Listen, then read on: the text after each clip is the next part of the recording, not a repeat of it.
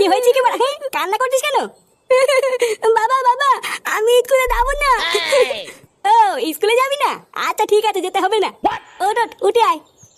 সত্যি বাবা, আমি স্কুলে যাবো না তো? আরে হ্যাঁ হ্যাঁ, তোকে স্কুলে যেতে হবে না, ওঠ ওঠ।